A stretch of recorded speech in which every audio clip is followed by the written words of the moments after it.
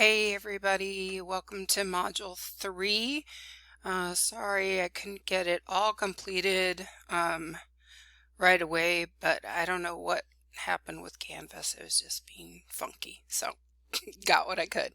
All right, so this module really focuses on search engines and searching and kind of what goes on behind the scenes when we engage with search engines, engage with things like Google. So in our next module, we will work on evaluating sources, but this one is really focused on kind of the finding and then everything that goes on, as I said, behind the scenes. So let's get started.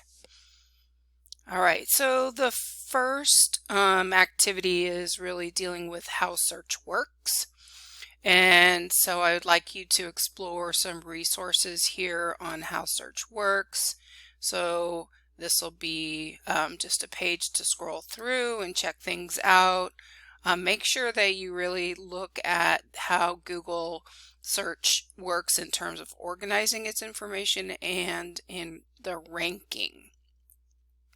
The next, what I'd like you to do is watch this video and think about these things. How do search engines work? What's the kind of concept of an inverted index and how does that compare to a knowledge base? How are pages ranked and what does that mean? And then what's the difference between bounce and click-through and how do those things impact your search results? And our next activity, a really important concept to understand is search algorithms and what it is that they do specifically. So they really do a lot of the filtering for you.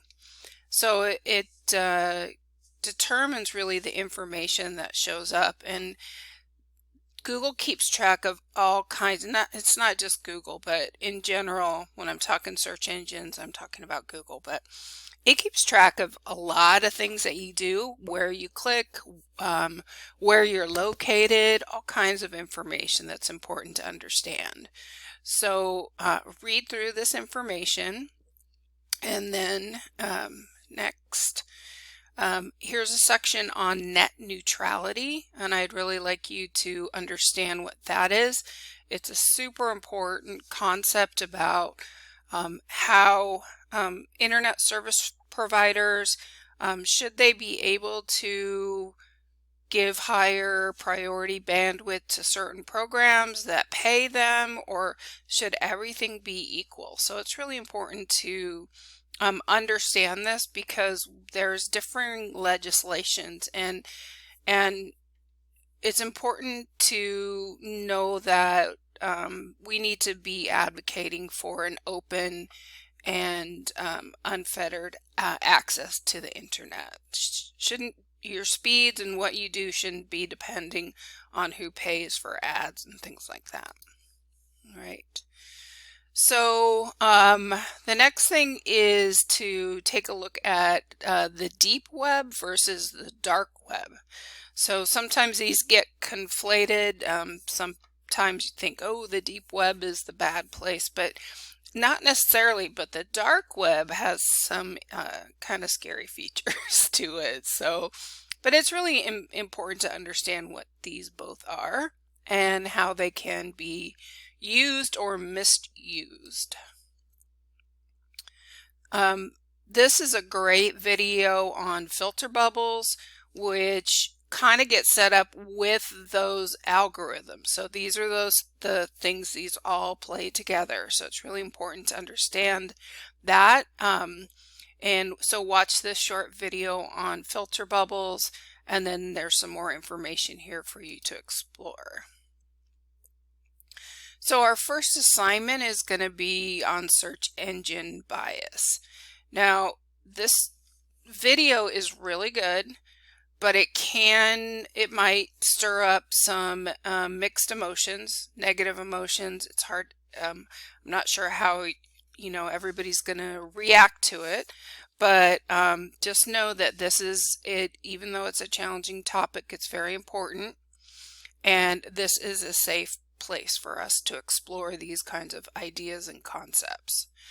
So after watching the video, or think about these different prompts while you're watching the video, but I want you to respond by talking about what did you learn about search engines that you didn't know? Why is it important to understand how search engines and algorithms work? Why would it be important to teach students about search engines and algorithms? What's a major takeaway from the videos on search engine bias?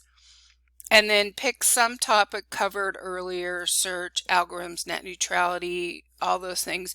And what is one thing you could do right now to help others understand this topic? So the discussion really brings in all the materials that led up to this, and then is related to this idea of search engine bias.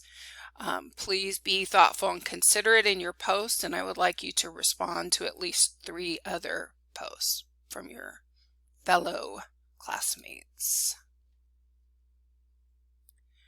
So this section is really focusing on how do we help our students understand search.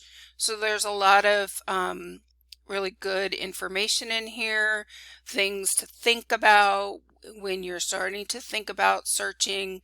I know that everybody has different, grade levels and stuff, but just start to think about how not only you're learning this, but then how might you be able to teach this.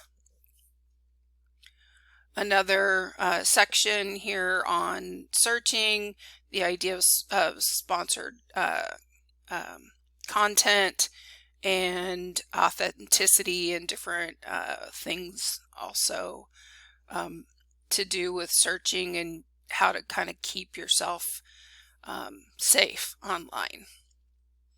Wikipedia as well. Wikipedia is not a bad thing. I know lots of people said that Wikipedia was don't go there, but actually it's really not that bad. So we go in here. And then I have a section here on just getting the most out of a search. There's some videos here on some of the tips and tricks that you can use with search, and then this PDF on 8 tips to Google like a pro. Sorry, my internet, talking about slow internet. I have slow internet at my house, so there it is. Yay, it popped up. All right. After this, test your skills. Check how well you can Google by playing this game. If you click on the link here, it will take you there, and if you start playing, what it's going to do is give you a question, and you have a certain amount of time to answer it. Again, my internet's a little bit slow, so it's not working right this second, but just click on start playing, and it should take you to a Google a day. All right, next. So here's another discussion. So what I'd like you to do is go and take these 3 quizzes. So this first one, all I have to do is click start, and it'll start playing. These take you out to an internet site where you'll be doing a quiz on digital knowledge and one on cybersecurity. And then here are the prompts. How did you do on each quiz? Did anything surprise you? And then for the Pew Internet Research ones, they have they show you how your results compared to everybody else who's taken it. So that's kind of interesting, and then some takeaways from this. And I would like you to respond to at least 2 other people's posts as well as your post. And then finally, last but not least, is your reflective journal for the module. We will have, let me go back to the main page, and we will have a Zoom session on the 28th. Here's the link, and this is where I'm going to put the video after I render it.